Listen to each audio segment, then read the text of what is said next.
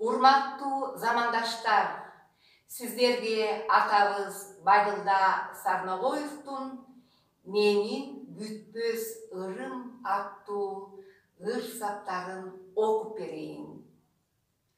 Кыргызым бүтпөс ырымсың, кыярбас кызыл туумсуң, санжагың чакан болсо да, сапатың менен улуусуң.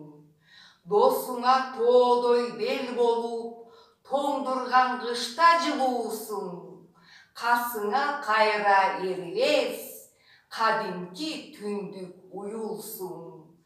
Кыргызым бүтпөс ырымсың, көрөргүн ишер суумсуң, улгайып кайра жашарган, улуу да киши муумсуң. Энебиз ушул жердеги, теңесем сага эмнени, Манаста эпос жараткан, бар бекен сендей элдеги. Түбөлүк бүтпөс ыр болуп, түбөлүк жолуң шыр болуп, элестеп эски кылымдай, жашай бер жаңы жыл болуп.